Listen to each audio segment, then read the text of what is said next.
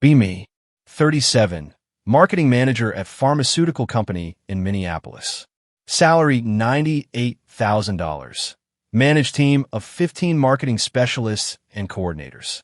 Company is called Northstar Pharmaceuticals. We market prescription medications. Mid-size pharma company, 850 employees, focus on diabetes and cardiovascular drugs. Been here for 5 years, started as marketing specialist, worked up to manager. Got promoted to manager 18 months ago, youngest marketing manager in company. Team handles campaigns, physician outreach, conference materials, digital marketing. It's demanding work, tight deadlines, high pressure, FDA regulations everywhere. When I took over the team, demographics were typical for pharma marketing. 15 people total, 12 men, 3 women, all ages 26 to 48, mix of experience levels. The gender imbalance bothered me immediately. 80% male in marketing is ridiculous. Marketing should be diverse, creative, representative of patient populations.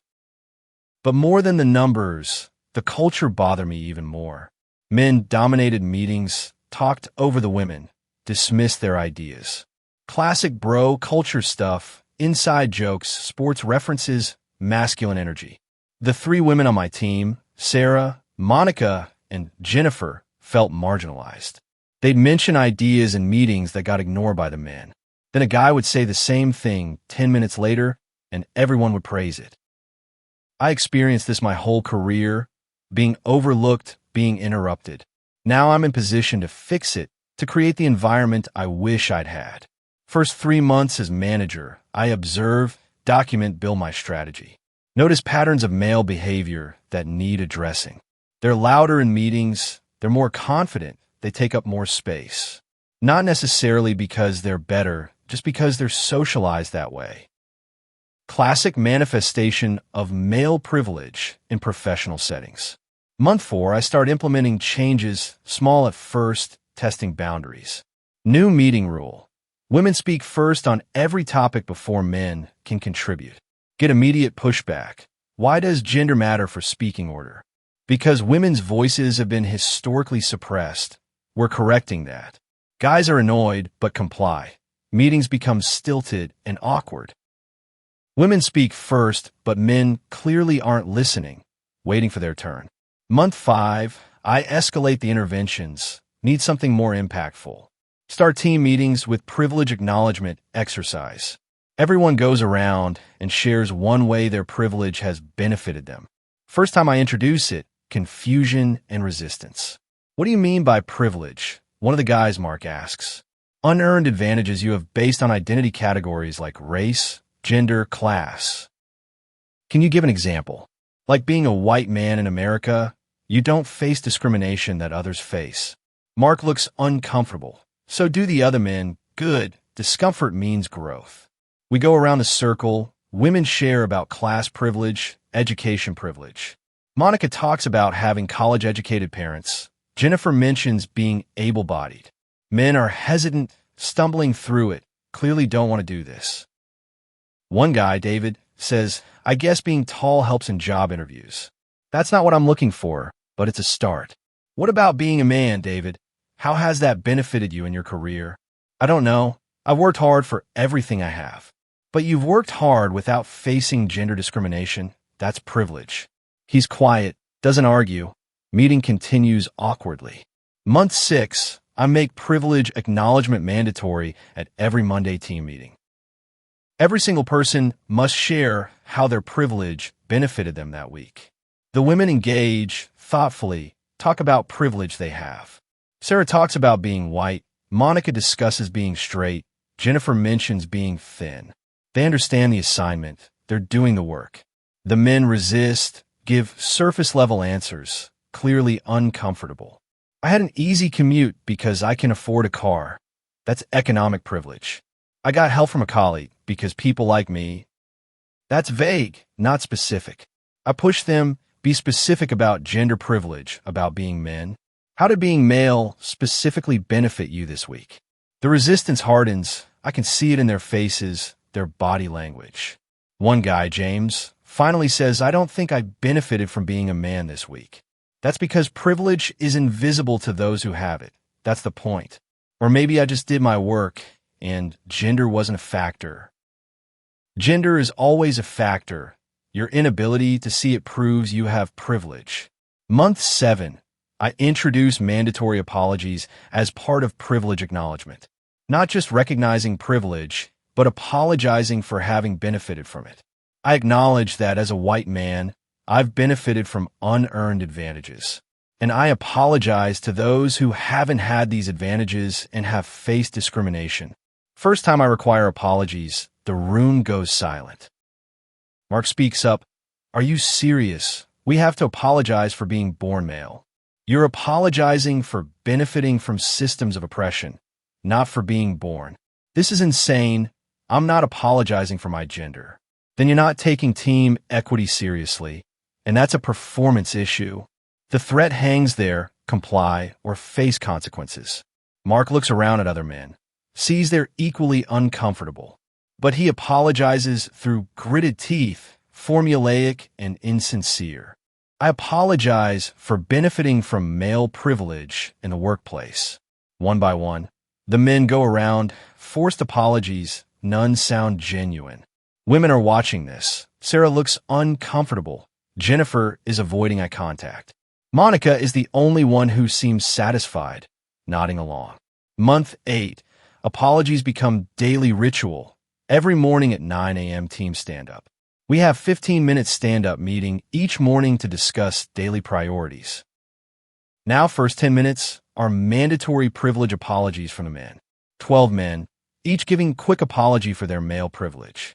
It's like a confessional, like they're in some kind of struggle session. The apologies become rote, mechanical, completely meaningless. I apologize for male privilege, repeated 12 times every morning. Some guys start adding sarcasm. I apologize for my terrible male privilege. I call that out. Sarcasm shows you're not taking this seriously. This is a hostile work environment. One guy, Robert, says quietly. No, hostile environment is what women have faced for decades.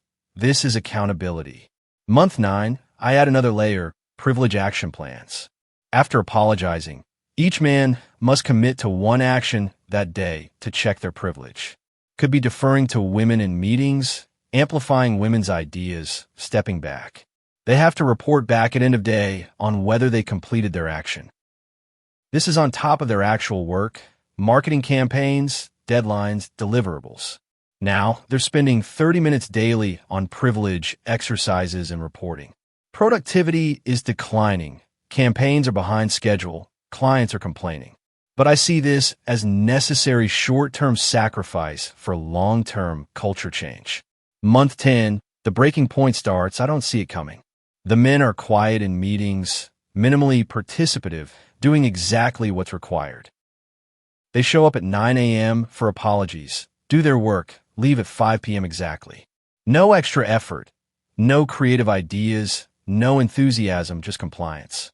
In contrast, they used to stay late, brainstorm spontaneously, go above and beyond. Now it's like they're automatons doing the minimum, emotionally checked out. I mentioned this in one-on-ones. I'm noticing decreased engagement. Are you surprised? Mark says in his one-on-one, you've made it clear we're the problem. Not you personally, the systems that privilege you. Every day you make us apologize for being men. How are we supposed to feel engaged? Discomfort is part of growth. You need to sit with these feelings. He just looks at me, says nothing, leaves the meeting. Month 11, I notice the men are having more lunch meetings together. Without me, without the women, just the 12 men going to lunch as a group. They never did this before. It's concerning, feels like they're organizing. I mentioned it in team meeting. I've noticed some exclusive lunch groups forming. We're allowed to have lunch together, David says, not even trying to hide it. Yes, but it creates in-groups and out-groups. That's problematic. Is it problematic when you have lunch with just the women on the team? Wait, they notice that?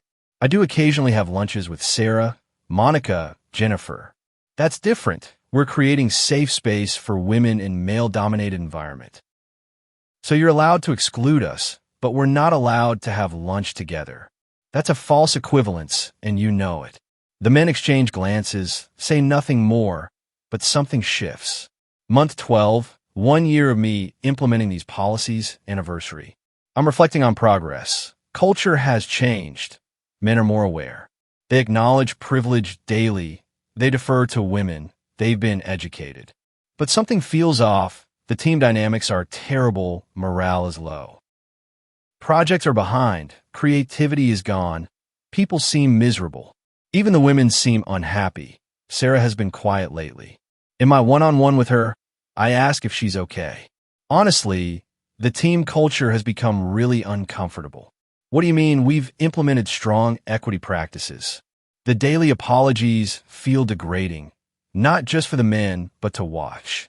It makes me uncomfortable seeing them forced to apologize every day. This surprises me. She's a woman. She should appreciate this. They need to understand their privilege. Apologies are part of that. But it's performative. They don't mean it. It's just creating resentment. That's their work to do, dealing with discomfort of confronting privilege. She drops it, but I can tell she disagrees. Even women aren't fully on board. Month 13, Friday morning, routine starts like every day. 9 a.m., stand-up meeting.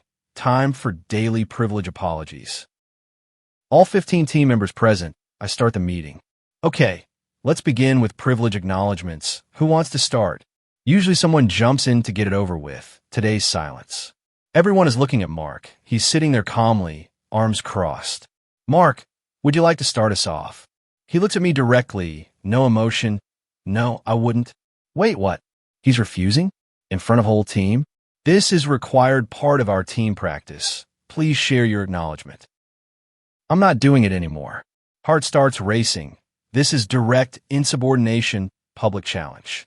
Mark, this isn't optional. It's part of our team culture and expectations. Then I quit. He stands up, walks out of the conference room, doesn't look back. Everyone is frozen, silent, shocked. What just happened? Okay, well, Mark has made his choice. Let's continue. Who's next?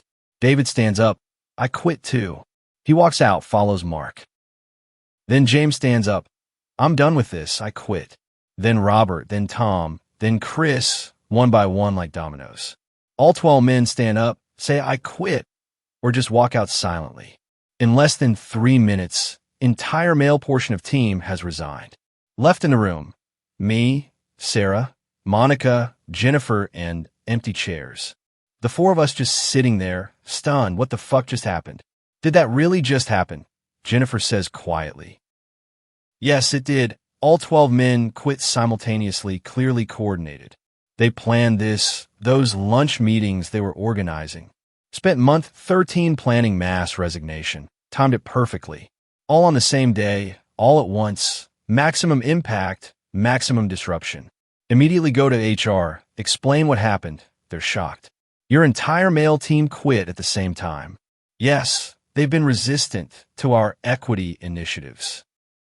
What equity initiatives? Walk me through what you've been doing. Explain the privilege acknowledgments, the daily apologies, the action plans. HR director's face changes as I'm talking. She looks concerned. You've been making employees apologize for their gender every day. Not for their gender, for their privilege. There's a difference. Did you consult with HR before implementing these practices? They were team culture initiatives. I have discretion over my team. Not over practices that could be considered hostile work environment. Wait, hostile environment? They're men. They can't claim that. The men were the ones creating hostile environment through their behavior. Did you document specific incidents of harassment or discrimination? It was systemic patterns, microaggressions, male dominance. Did you document it? Write it up? Give them opportunity to correct? No, I didn't. I just observed and implemented corrections. HR director calls emergency meeting with my boss, VP of marketing. Have to explain the whole situation, the year of policies, the mass resignation. VP is furious. You implemented mandatory apologies based on gender. Without consulting HR, without documenting performance issues. And now we've lost 12 employees in 1 day. 80% of your team. They were resistant to change, unable to examine their privilege. They were being forced to apologize for their identity every single day. Do you understand how that looks, how that could be perceived?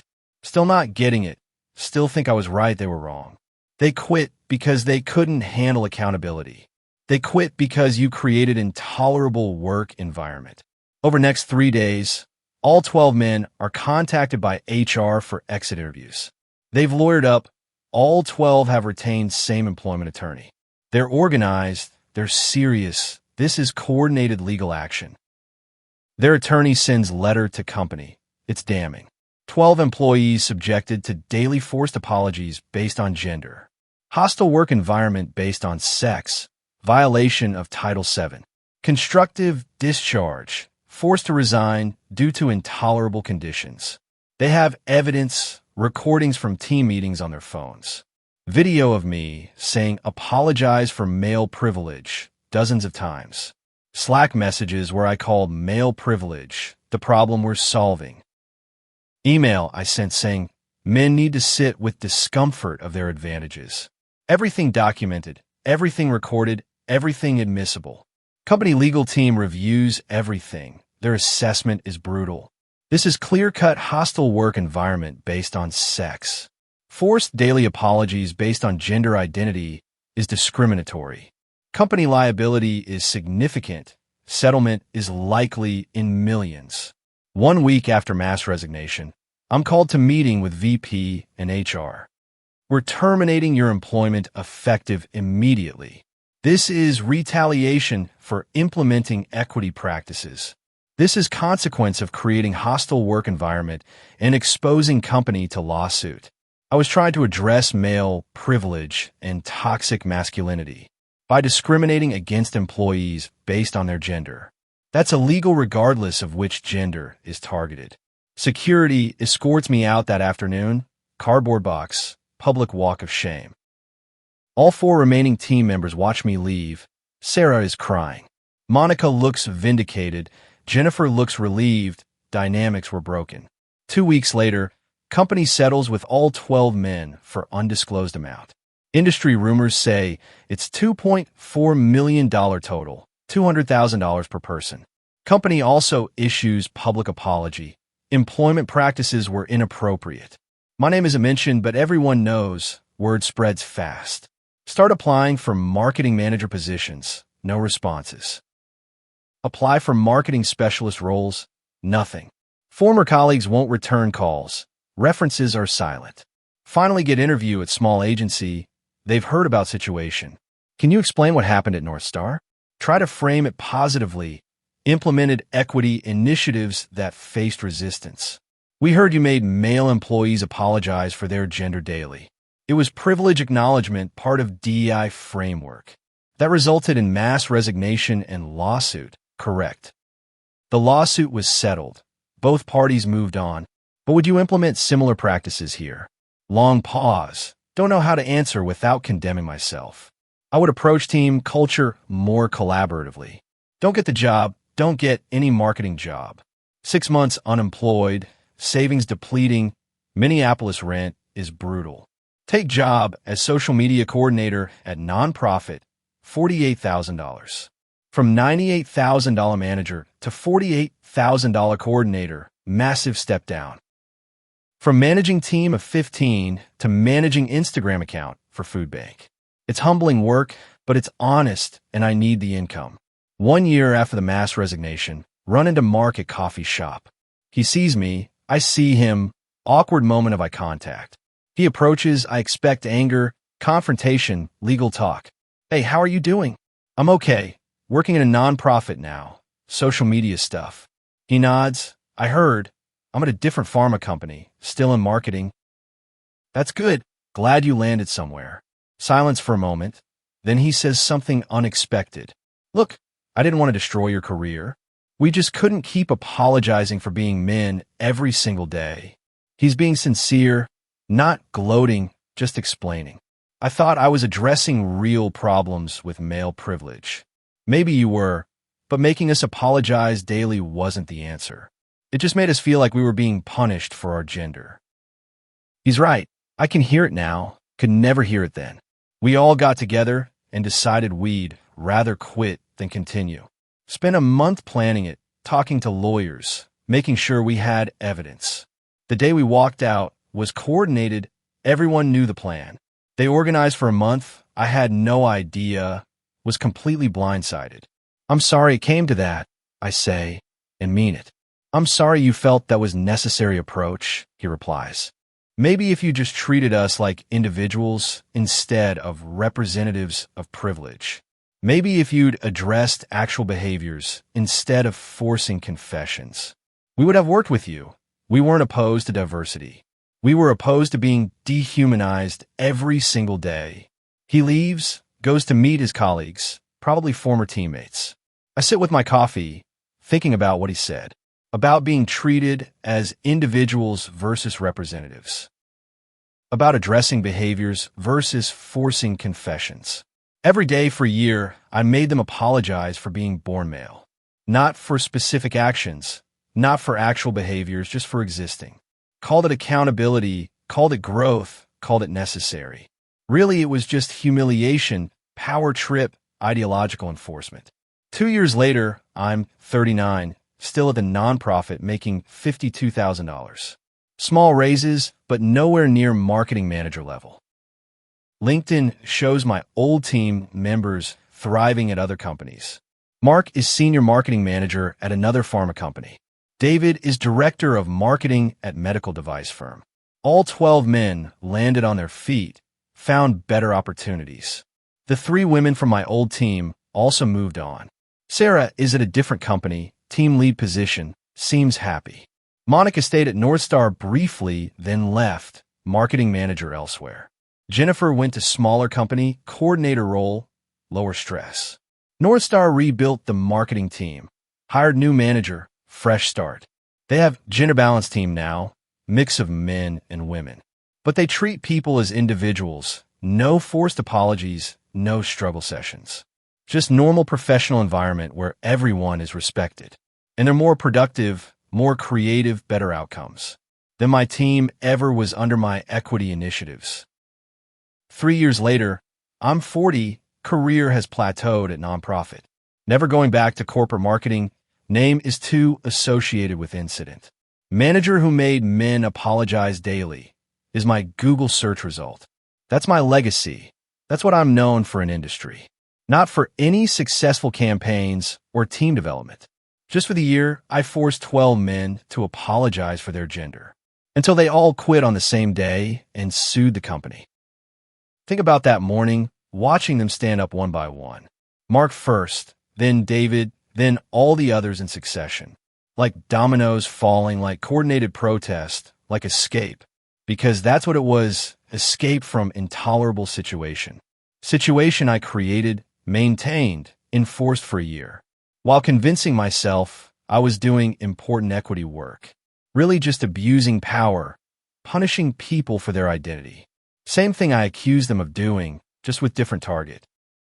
Now I'm here, 40, making $52,000, career destroyed. While all 12 men are thriving at better companies. With better managers, better culture, better futures.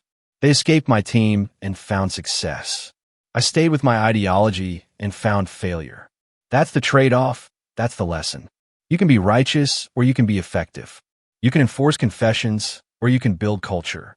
You can demand apologies or you can earn respect. I chose the first option every time, called it progress.